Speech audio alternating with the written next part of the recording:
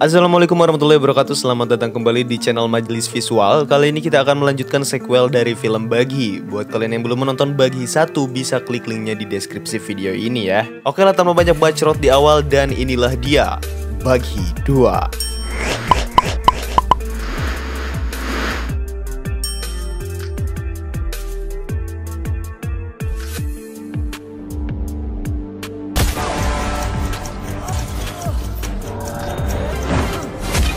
Film dibuka dengan memperlihatkan sebuah mobil berwarna putih yang berhenti di depan sekolah. Kemudian tak lama dari itu, sekelompok pria turun dari mobil berwarna hitam dan menghajar wanita yang berada di dalam mobil putih tadi. Wanita ini bernama Neha. Kemudian akibat hal itu, Neha harus dirawat di rumah sakit. 2 bulan setelahnya, Neha yang masih trauma atas kejadian sebelumnya mendatangi gurunya dan bercerita bahwa sekarang ia merasa sendiri dan tidak ada orang yang mempercayainya. Gurunya pun menasehati Neha, jika hidup terasa berat, mintalah pertolongan hanya kepada Tuhan.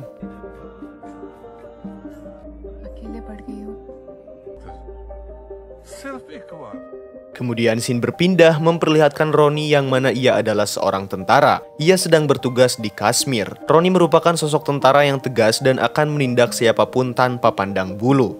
Dan pada suatu hari, ia mendapatkan telepon dari mantannya yang meminta pertolongan. Roni pun segera meminta cuti kepada atasannya selama 7 hari. Atasannya menolak hal itu.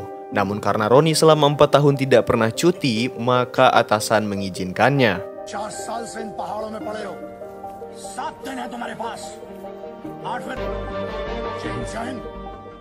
Kemudian ketika Roni sedang menaiki bus, ia teringat masa dulu di mana ia sedang kuliah dan jatuh hati kepada Neha. Namun karena sifat Roni yang calutak membuat ayah Neha tidak mengizinkan anaknya untuk dekat dengan Roni. Namun tetap saja, orang yang sudah dimabuk oleh asmara terkadang tidak menghiraukan apapun yang dibicarakan orang lain. Neha tetap berpacaran secara sembunyi-sembunyi dengan Roni. Mereka sering menghabiskan waktu bersama setiap hari. Dan Roni berjanji kepada Neha, apapun yang terjadi, Roni pasti akan selalu ada di sampingnya.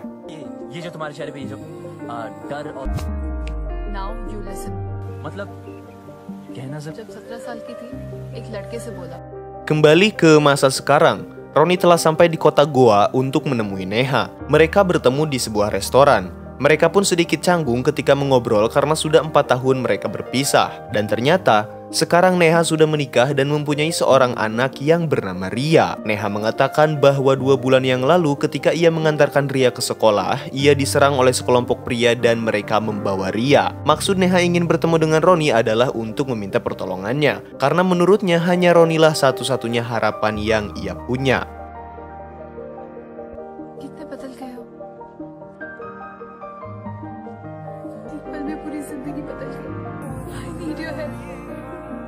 Kemudian keesokan harinya, Roni mendatangi showroom mobil yang dimiliki oleh Usman. Usman sangat menghormati Roni karena ia mengetahui Roni merupakan seorang tentara yang mengabdi kepada negaranya.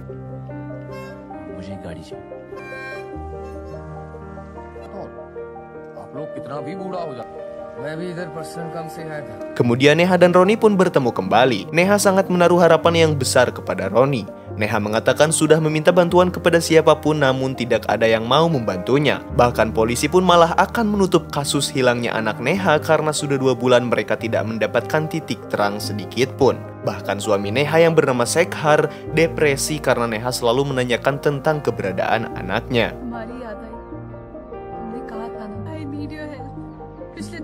Kemudian Roni pun meminta Neha untuk mengantarnya ke kantor polisi. Mereka bertemu dengan Inspektur Sarad. Neha bertanya tentang kelanjutan kasusnya. Namun Sarad meminta untuk Neha segera menandatangani surat penutupan kasus tersebut karena sudah 2 bulan mereka tidak menemukan petunjuk sedikit pun. Polisi tersebut malah menyuruh Neha untuk mengikhlaskannya dan membuat anak baru. Roni yang melihat tingkah polisi itu pun emosi dan langsung menghajar Sarad dan para polisi lainnya.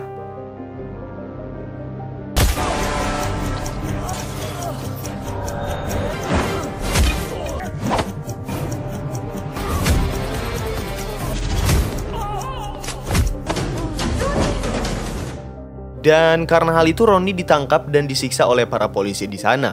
Sedangkan Neha disuruh untuk pulang karena mereka akan membebaskan Roni di keesokan hari. Ketika para polisi melihat kartu identitas Roni, mereka terkejut karena melihat Roni adalah seorang tentara. Mereka pun membebaskannya. Sementara itu mereka kedatangan pimpinan polisi yang bernama DIG.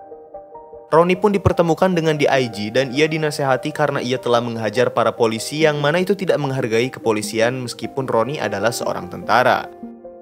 Keesokan harinya, Roni diantar oleh Usman untuk mengunjungi sekolah yang menjadi TKP hilangnya Ria. Roni pun mendatangi kepala sekolah tersebut dan menceritakan kejadian 2 bulan yang lalu tentang penculikan murid sekolah ini. Namun kepala sekolah itu mengatakan bahwa di sana tidak ada murid yang bernama Ria. Mungkin itu berita hoaks, ucap kepala sekolah tersebut. Dan ketika Roni keluar, ia melihat di seberang sekolah itu terdapat gedung properti yang memiliki CCTV. Roni meminta pemilik gedung itu untuk mengizinkannya masuk. Namun karena Roni bukan seorang polisi, pemilik gedung itu pun mengusirnya. Kemudian Roni kembali mendatangi Neha dan mengatakan bahwa ia telah mengunjungi sekolah tempat anaknya. Namun kepala sekolah itu mengatakan bahwa tidak ada kasus penculikan 2 bulan yang lalu. Dan menurut Neha, kepala sekolah itu tidak ingin reputasinya tercemar gara-gara kasus penculikan ini. Dan ketika Roni meminta foto Ria, Neha mengatakan bahwa di rumahnya sudah tidak ada foto-foto Ria. Tak lama kemudian adik ipar Neha pun datang. Ia bernama Suni. Kedatangan Suni adalah diperintahkan oleh kakaknya untuk mengawasi rumah Neha. Dan ternyata Suni adalah seorang pecandu berat. Roni yang melihat tingkah laku Suni pun semakin menaruh curiga kepadanya. Ketika malam hari, Roni bertemu dengan teman-teman lamanya. Dan ia tak sengaja bertabrakan dengan seorang polisi yang bernama Anantiagi. Roni menemukan kartu polisinya yang terjatuh dan ia memanfaatkan kartu tersebut untuk mendatangi gedung properti dan berpura-pura sebagai seorang polisi yang bernama Anantiagi. Dan ketika Roni memeriksa rekaman CCTV pada tanggal 7 Februari, ia pun heran karena di hari tersebut rekaman menghilang dari jam 7 sampai jam 10. Satpam di tempat itu pun menjelaskan bahwa pada saat itu para polisi datang dan bosnya menyuruh mereka untuk pulang lebih dulu. Kemudian Roni memutar rekaman di hari sebelumnya dan ia melihat Suni datang ke tempat tersebut. Roni meminta satpam itu untuk mencarikan potongan CCTV yang hilang dan memberikan cuan agar satpam itu menerima tawarannya. Di sisi lain, para polisi kedatangan ACP baru yang bernama Loha Singdul atau disingkat LSD. LSD merupakan seorang polisi yang tegas dan selalu berhasil menumpas kejahatan walaupun pakaiannya tidak seperti polisi pada umumnya. DIG pun mengucapkan selamat datang kepada LSD dan memintanya untuk bertugas dengan baik di kota Goa ini.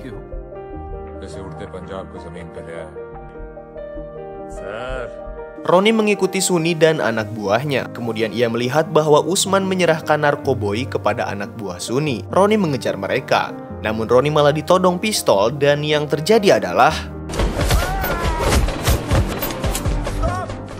Roni pun menanyakan tentang Ria, namun mereka tidak mengetahui apapun tentangnya. Kemudian Roni mengunjungi Usman dan ia berkata bahwa sekarang ia sudah mengetahui keterlibatan Usman dengan Suni. Usman menjawab jangan mencari masalah di Goa karena Suni sangat berkuasa. Roni pun mengatakan bahwa kedatangannya ke sini hanya untuk mencari seorang anak yang bernama Ria. Usman mengatakan bahwa ia tidak tahu apapun tentang itu dan jangan berurusan dengan Suni. Kemudian ketika Roni pulang ke hotelnya, ia kedatangan Anantiagi yang meminta kartu identitasnya karena pada malam itu ia sedang mabuk. Anantiagi pun menjelaskan ia polisi dari Lucknow dan kedatangannya ke Goa hanya untuk mendatangi pernikahan temannya. Keesokan harinya, Neha terkejut ketika melihat berita tentang kehilangan anaknya. Ternyata Roni telah menerbitkan berita tentang kehilangan Ria dengan memanfaatkan nama Anantiagi. Berita itu pun tersebar dengan cepat kemana-mana.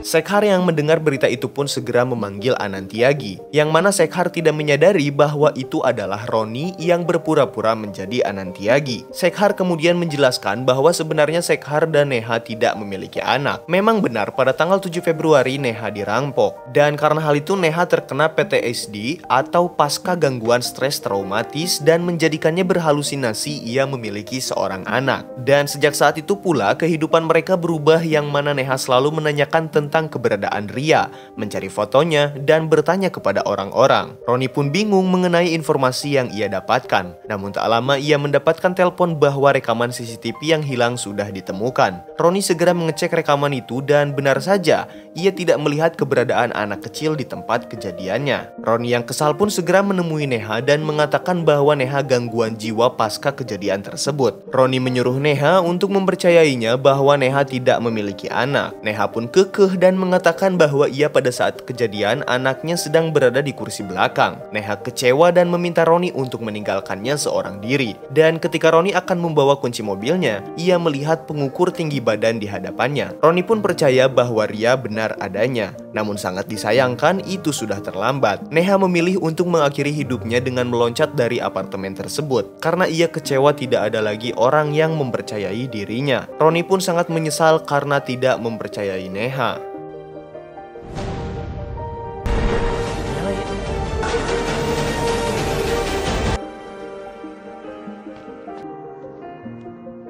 LSD dan para polisi pun datang ke TKP dan menginterogasi Shekhar. Namun Shekhar mengatakan bahwa saat kejadian ia sedang berada di luar kota untuk kepentingan bisnisnya. Kemudian para polisi pun menemukan petunjuk dari HP Neha bahwa sebelum kejadian Neha terakhir berkomunikasi dengan Roni. Kemudian polisi yang sudah menemukan Roni pun dengan cepat bergegas pergi untuk menangkap Roni. Di sisi lain, Roni yang sedang berada di hotelnya didatangi oleh Usman. Usman meminta maaf karena dulu ia tidak memberitahu hal yang sebenarnya kepada Roni. Usman mengetahui ketika ia sedang bertransaksi dengan Suni, ia melihat seorang anak kecil yang sedang dibawa oleh anak buahnya. Namun Usman diberikan uang oleh Suni untuk tidak membocorkan kejadian itu. Usman sangat meminta maaf kepada Roni dan ia bersedia untuk mengantarkan Roni ke tempat kediaman Suni.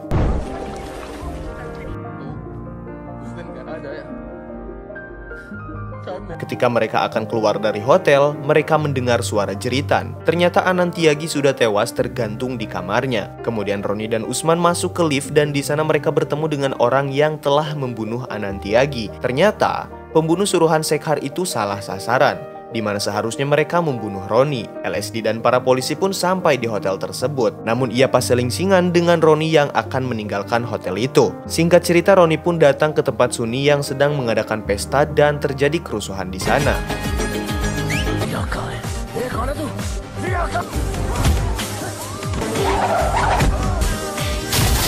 Melihat Suni kabur dari sana, Roni pun mengejarnya.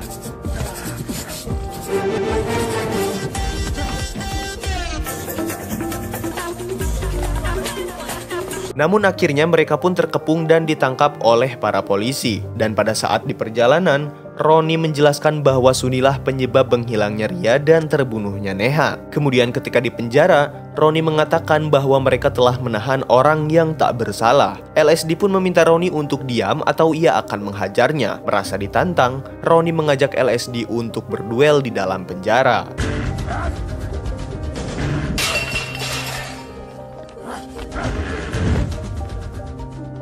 Setelah itu DIG datang untuk memisahkan mereka. Saat itu Roni kembali menjelaskan bahwa Suni dalang dari menghilangnya Ria dan ia memiliki buktinya. Usman pun didatangkan untuk memberikan kesaksian. Usman menjelaskan semuanya dan ia siap untuk bersaksi di pengadilan. Setelah itu Suni diinterogasi oleh DIG, namun Suni malah menghina kepolisian. Melihat hal itu, LSD emosi dan masuk ke dalam ruang interogasi. Dan karena mereka saling todong pistol, DIG pun akhirnya menembak mati Suni karena tingkahnya yang membahayakan. Dan atas kematian Suni, Roni sangat kecewa karena jalan satu-satunya untuk menemukan Ria sudah menghilang.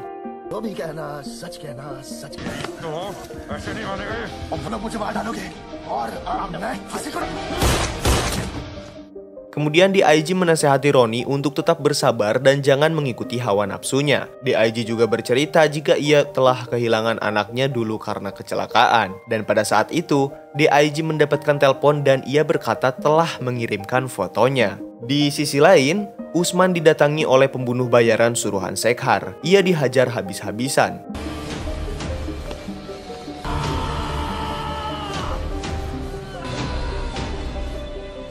Kemudian Roni meminta bantuan kepada DIG untuk segera memecahkan kasus penculikan ini dan ia juga curiga kepada Shekhar. Namun DIG mengatakan bahwa ia tidak bisa menangkap seseorang tanpa bukti. Setelah itu ketika Roni mendatangi Usman, ia melihat Usman sudah tidak berdaya karena dihajar oleh orang suruhan Shekhar. Roni yang mendekat pun dihajar oleh orang-orang tadi dan terjadilah baku hantam di sana.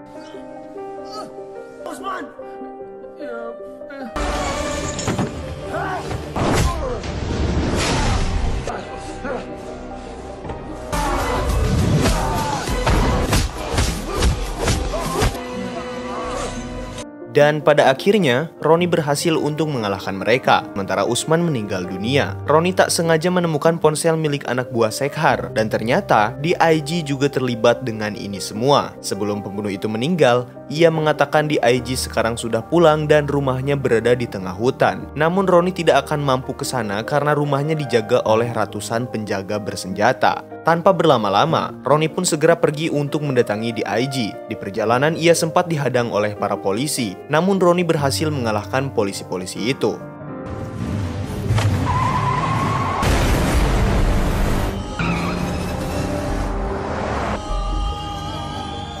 Roni pun dengan lihainya membantai satu persatu penjaga DIG dengan sangat mudah. Dan ternyata LSD dan para polisi pun akan ke sana untuk memburu Roni. Kolonel pimpinan Roni pun datang ke sana dan memperingatkan para polisi untuk tidak ikut campur. Mereka juga mengingatkan Roni merupakan tentara paling tangguh yang sangat sulit dikalahkan. Roni terbiasa untuk berperang sendiri tanpa bantuan orang lain.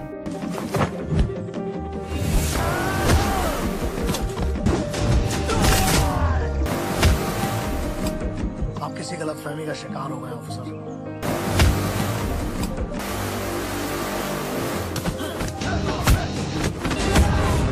Roni pun berhasil untuk memasuki gudang senjata dan ia menghabisi ratusan para penjaga DIG dengan sangat mudah.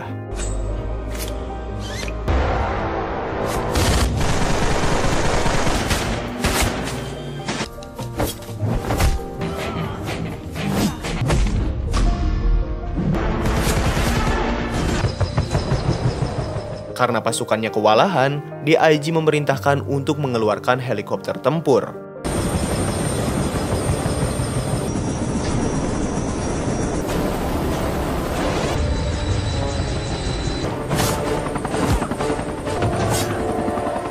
Namun karena Roni bukan kaleng-kaleng, ia pun mampu menghabisi orang-orang di helikopter itu, bahkan mengambil alih helikopternya. Singkat cerita, Roni berhasil masuk ke rumah DIG dan ia membantai para penjaga di sana. Dan Roni yang sedang malaweng pun ditembak dari belakang oleh DIG. Roni pun sudah tidak berdaya. DIG menjelaskan bahwa sebenarnya ia adalah gembong narkoboy yang bersembunyi di balik seragam kepolisian. DIG juga mengatakan bahwa ia telah lama berbisnis dengan Shekhar dan Ria masih hidup. Ketika DIG mendatangi markas Shekhar, ia mendengar teriakan anak kecil. Ternyata di sana ada Ria yang akan dibunuh atas perintah ayahnya sendiri. DIG pun menjalin kesepakatan dengannya. Mereka sepakat jika DIG tidak akan membongkar percobaan pembunuhan terhadap Ria dan Shekhar harus memuluskan jalan pengiriman narkoboy keluar perbatasan. Dengan kesepakatan itu, Shekhar menyogok dokter untuk membuat surat keterangan Neha gila. Shekhar membakar semua foto dan apapun yang berkaitan dengan Ria. Shekhar juga menyogok kepala sekolah agar menutupi tentang penculikan Ria. Mendengar cerita dari DIG, Roni yang emosi pun menghajar DIG habis-habisan.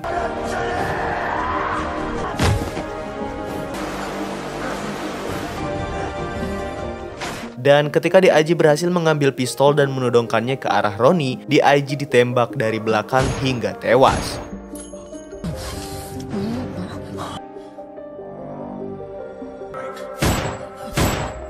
Ternyata orang yang menembak DIG adalah LSD. Ia mendengar semua percakapan Roni dan DIG, dan terlihat Ria turun dari tangga.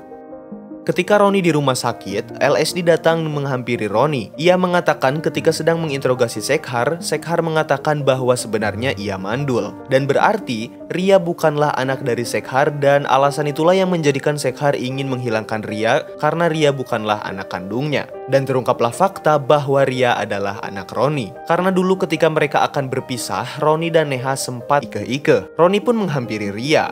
Dan ia berjanji akan menjaga Ria karena merupakan anak kandungnya sendiri. Dan ketika Roni berada di dekat Ria, ia merasakan keberadaan Neha di sana. Dan film pun berakhir. Nah, itu dia alur cerita dari film Baghi 2. Semoga kalian terhibur. Jangan lupa untuk subscribe channel ini. Saya dari Majelis Visual undur diri. Wassalamualaikum warahmatullahi wabarakatuh.